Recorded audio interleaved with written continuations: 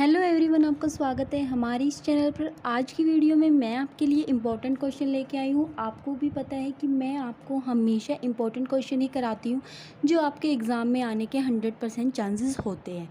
आप जाके मेरे चैनल पर देख सकते हो, आपको हर इम्पोर्टेंट क्वेश्चन की 12th क्लास की, बीकॉम की, हर कॉमर्स से रिलेटेड इम्पोर्टेंट क्वेश्चन की आपको मेरी चैनल पर वीडियो मिलेगी। और अगर आपको मेरी वीडियो पसंद आती है तो वीडियो को लाइक और चैनल को सब्सक्राइब कीजिएगा। तो आज का हमारा क्वेश्चन है कि प्रवर्तक क्या होते हैं। सबसे पहले मैं आज आपको सिर्फ इतना बताऊंगी कि प्रवर्तक क्या होते हैं, प्रवर्तक की विशेषताएं क्या होती हैं और प्रवर्तक का क्या महत्व होता है और इसके क्या कार्य होते हैं। आज की वीडियो में सिर्फ इतना ही बताऊंगी और नेक्स्ट वीडियो में मैं आपको इसके राइट्स, इसकी ड्यूटीज़, ये सारी चीज़ें आपको बताऊंगी। सबसे पहले शुरू करते हैं प्रवर्तक के मीनिंग से कि प्रवर्तक का अर्थ क्या होता है। कंपनी के निर्माण कार्य के जन्मदाता प्रवर्तक के नाम से पुकारे जाते हैं। जिन्होंने कंपनी को क्या किया है, जन्म दिया है, उनको हम क्या कहते हैं, प्रवर्तक कहते हैं। प्रवर्तक नए विचार की खोज कर उसे व्यवहारिक रूप देने वाला व्यक्ति और व्यक्तियों का समूह है। जैसे मैंने सोचा कि मैं कोई बिजनेस करना चाहती हूँ तो मैं उस बिजनेस को कैसे करूँगी, कौन कौन व्यक्ति उसमें काम करेंगे, मतलब एक तरह से जैसे मैंने बिजनेस का स्ट्रक्चर तैयार कर लिया, अपने मन में सोच लिया कि हाँ ऐसा मैं बिजनेस करूँगी और इस चीज़ का बिजनेस करूँगी, ये व्यक्ति मेरे अंडर काम करेंगे। तो वो एक तरह से मैंने एक प्रैक्टिकली बात सोच ली है कि मैंने ऐसे काम करना है। तो मैं एक तरह से क्या हूँ, प्रवर्तक हूँ, जिसने कंपनी को जन्म देने की बात सोची है। ठीक है, अर्थात वह व्यक्ति जिसके मस्तिष्क में सबसे पहले कंपनी निर्माण की विचारधारा आती है, जो सोचता है कि मुझे कंपनी बनानी है या कंपनी स्टार्ट करनी है, जिसके मन में ये बात आती है, उसको हम क्या कहते हैं, प्रवर्तक कहते हैं। व्यापार संबंधी अनुसंधान करता है, जो क्या करता है, व्यापार से संबंधित जितनी भी इन्वेस्टिगेशन होती है, खोज होती है, जो करता है कि कहाँ कहाँ से रिसोर्सेज हमें मिलेंगे, कौन कौन व्यक्ति कार्य करेगा, किस चीज़ के उत्पादन से हमें प्रॉफिट होगा, किस चीज़ के उत्पादन से हमें लॉस होगा, जो हर तरह की इन्वेस्टिगेशन करता है कंपनी स्टार्ट करने के लिए, उसको हम एक तरह से प्रवर्तक कहते हैं। किसी निश्चित योजना के अनुसार कंपनी का निर्माण करता है, आवश्यक सामग्री को एकत्रित करता है, अपने पास से प्रारंभिक व्यय करता है, मतलब जो जो शुरू में स्टार्टिंग में उसका खर्चा होता है वो करता है, तथा कंपनी का संचालन करता है। मतलब जिसके मन में कंपनी स्टार्ट करने की बात आई, जिसने इन्वेस्टिगेशन करी, जो सोचता है कि रिसोर्सेज कहाँ कहाँ से मिलेंगे, कितना कितना खर्चा होगा, प्रारंभिक व्यय, जो जो वो खर्चा करता है प्रारंभिक व्यय, और जिसके मस्तिष्क में कंपनी निर्माण की बात आती है, उसको हम क्या कहते हैं, प्रवर्तक कहते हैं। इंग्लिश में इसको क्या बोलते हैं, प्रमोटर बोलते हैं। ठीक है, तो ये आपका सीधा सा मीनिंग है। ठीक है, इस प्रकार वह अपने ऊपर जोखिम लेता है, मतलब जोखिम भी उसका होगा, जब पैसे उसने लगाई है तो जोखिम भी उसका होगा, क्योंकि यदि कंपनी असफल रहती है तो समस्त हानि का भार उसी को सहन करना पड़ता है। जिसने कंपनी की स्टार्ट किया और कंपनी पे स्टार्ट करने के लिए जो जो खर्चा किया उसने ही जोखिम उठाया, तो हानि अगर आने वाले टाइम में हानि होती है तो हानि भी उसी को उठानी पड़ेगी। यद्यपि किसी भी संनियम में प्रवर्तक की परिभाषा नहीं दी गई, मतलब ये नहीं कहा गया कि हाँ इसे प्रवर्तक कहते हैं, ये लेकिन सिंपल मीनिंग आपको बताया गया कि इसको प्रवर्तक कहते हैं। किंतु फिर भी कुछ विद्वानों ने इसकी व्याख्या इस प्रकार की है। कुछ विद्वानों ने बताया है कि प्रवर्तक क्या होता है। सबसे पहले जस्टिस सीजी कॉकबर्न ने क्या कहा है, न्यायाधीश कॉकबर्न के अनुसार क्या है, मैं इंग्लिश हिंदी दोनों में आपको डेफिनेशन बताऊंगी, जिसमें आपको आसान लगे आप उसमें कर सकते हो। सबसे पहली जो डेफिनेशन है वो है आपकी, प्रवर्तक वह व्यक्ति है जो पूर्व निश्चित उद्देश्यों के आधार पर कंपनी के निर्माण का दायित्व लेता है। मतलब उसने जो उद्देश्य सोच रखे हैं उस उद्देश्य को पूरा करने के लिए जो कंपनी के निर्माण के बारे में सोचता है और अपने उद्देश्य की पूर्ति के लिए आवश्यक कदम उठाता है, उसको हम क्या कहते हैं, प्रवर्तक कहते हैं। ये न्यायाधीश कॉकबर्न के अनुसार आपकी डेफिनेशन है। इसके बाद अगर हम इंग्लिश में बात करें तो a promoter is a one who undertakes to a form of a company which reference to a give project and to set it going and take the necessary step to accomplish the purpose, मतलब अपने purpose को पूरा करने के लिए जब वो company निर्माण के बारे में सोचता है और आवश्यक कदम उठाता है, उसको हम क्या कहते हैं, प्रवर्तक कहते हैं। ठीक है, एक डेफिनेशन आपकी ये है। एक है आपकी गुथमैन और डूगल के अनुसार। गुथमैन और डूगल के अनुसार क्या है, गुथमैन और डूगल के अनुसार आपकी जो डेफिनेशन वो क्या है, प्रवर्तक वह व्यक्ति है जो व्यक्तियों, पूंजी और उपकरणों को एक चालू संस्था के रूप में एकत्रित करता है। मतलब जो क्या करता है, व्यक्तियों को इकट्ठा करता है कंपनी बनाने के लिए, जितनी भी आवश्यक सामग्री है उनको इकट्ठा करता है, उसको उसको क्या कहा गया है, प्रवर्तक कहा गया है, गुथमैन और डूगल के अनुसार। इंग्लिश में डेफिनेशन है ये, promoter is the person who assemble the man money material, जो मैन मनी मटेरियल को क्या करता है, असेंबल करता है, इकट्ठा करता है और चालू क्या करता है, कोई कंपनी स्टार्ट करता है, उसको हम क्या कहते हैं, प्रवर्तक कहते हैं। तो ये आपका मीनिंग हो गया, ये आपकी डेफिनेशन होगी। उसके बाद आपको इसकी विशेषताएं बताऊंगी। तो विशेषताएं हैं आपकी,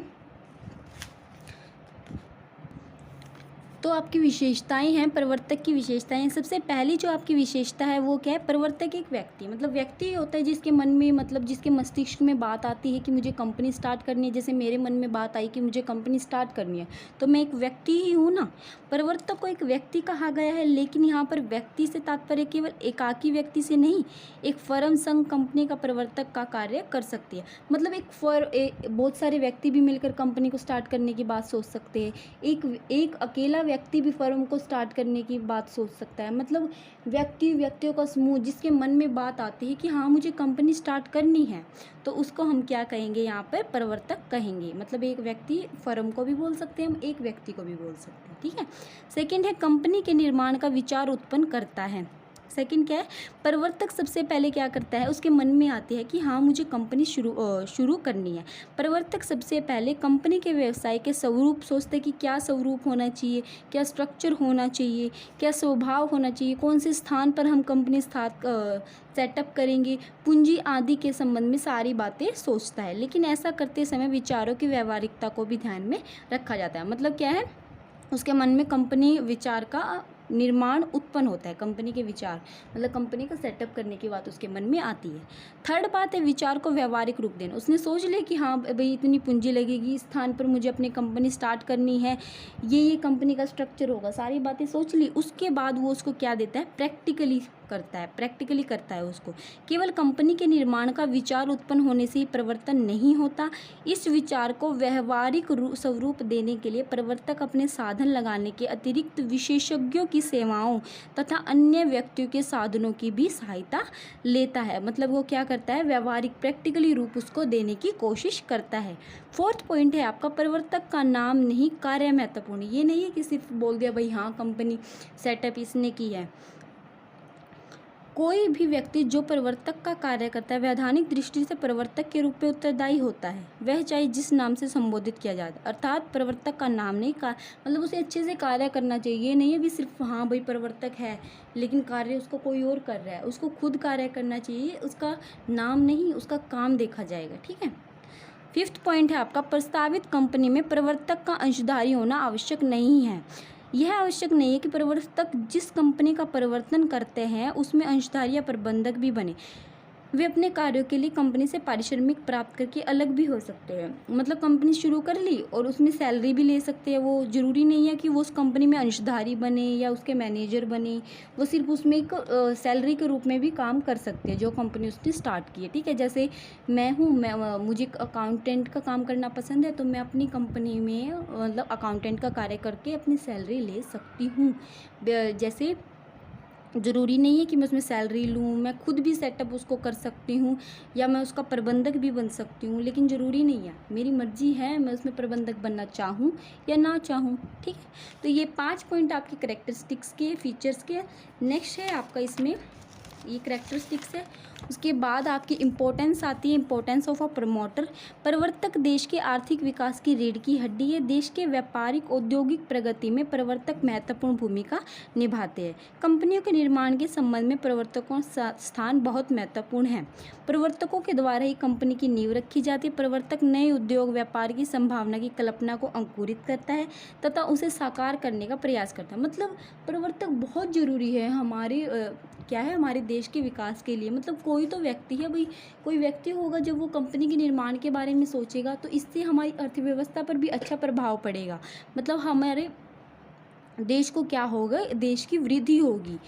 जैसे प्रवर्तकों के, वह कंपनी के भविष्य के दायित्व अपने ऊपर लेता है, वास्तव में वह बहुत बड़ा जोखिम अपने सर पर लेता है। बाद में यदि किसी कारण कंपनी असफल हो जाती है, हानि भी उसको ही उठानी पड़ती है। वास्तव में प्रवर्तक ही जनता के संचित निष्क्रिय धन को औद्योगिक विनियोग के लिए लगाता है। मतलब एक तो ये होगा, जनता का जो धन है वो वेस्टेज हो जाए, वो धन का अच्छा तरीके से यूज़ ना करे।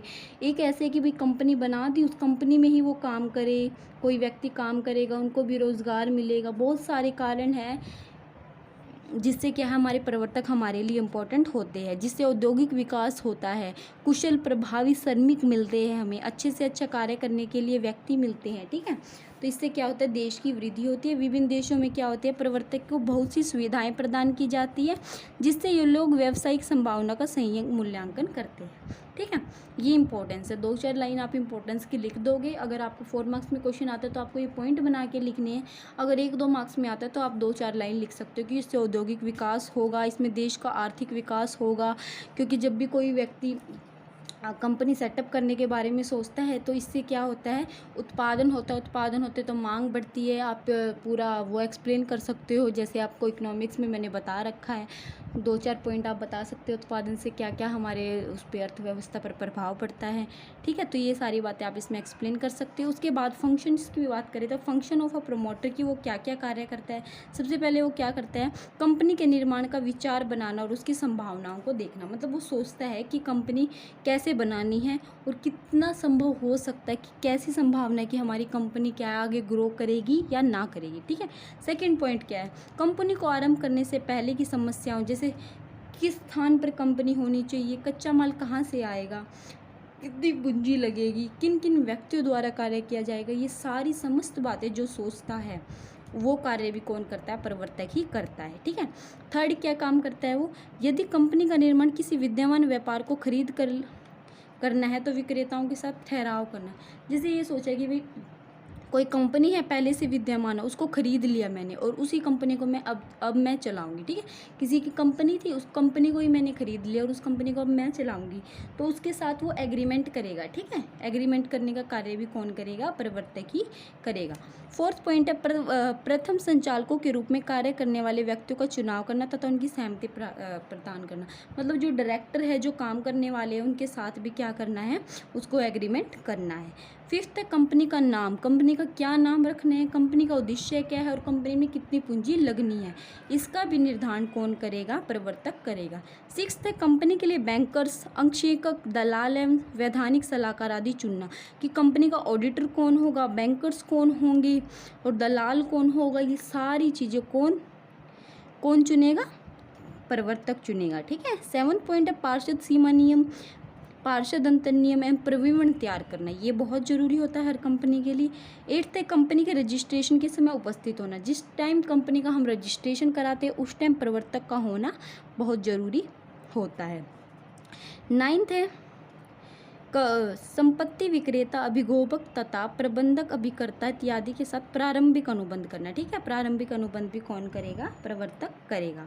समामेलन प्रमाण पत्र रजिस्ट्रार से प्राप्त करना। ठीक है, उसके बाद 11th है, प्रविवरण के प्रकाशन में विज्ञापन का प्रबंध करना, प्रविवरण जारी करना। ठीक है, जितने भी समस्त खर्चे होंगे स्टार्टिंग के, वो खर्चे भी कौन करेगा, प्रवर्तक करेगा। 13 है, पूंजी निर्गमन की व्यवस्था करना, मिनिमम सब्सक्रिप्शन प्राप्त करना, अंश, मतलब जितना भी कार्य होगा इम्पोर्टेंट वो सारा प्रवर्तक को ही करना है।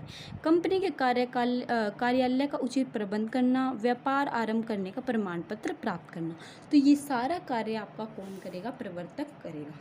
तो मैंने आज आपको बताया है प्रवर्तक का अर्थ, प्रवर्तक की परिभाषा, उसके बाद मैंने आपको इसकी विशेषताएं बताई हैं, इसका महत्व बताया है और इसके कार्य बताए। उम्मीद है आपको पूरा क्वेश्चन अच्छे से समझ आ गया होगा। क्वेश्चन इंपॉर्टेंट है, एग्जाम में आपसे इससे पूछा जा सकता है कि इसका महत्व और इसके कार्य को एक्सप्लेन करें। 15 मार्क्स में सिर्फ आपसे ये भी पूछ सकता है या आपसे तीनों चीज़ भी पूछ सकता है कि विशेषताएँ बताओ, महत्व बताओ और इसके कार्य बताओ। ठीक है, और इससे नेक्स्ट क्वेश्चन भी प्रवर्तक का ही है। वो क्वेश्चन आपसे ऐसे पूछ सकता है कि प्रवर्तक की आपको ड्यूटीज़ और क्या बतानी है, लाइबिलिटीज़ बतानी है, तो ये क्वेश्चन भी आपका आ सकता है। ये क्वेश्चन मैं आपको नेक्स्ट वीडियो में बताऊंगी। अगर आपको मेरा वीडियो पसंद आता है तो वीडियो को लाइक और चैनल को सब्सक्राइब कीजिएगा। आपको मेरे चैनल पर कॉमर्स से रिलेटेड हर इंपॉर्टेंट टॉपिक की वीडियो मिलेगी। Thank you for watching my video.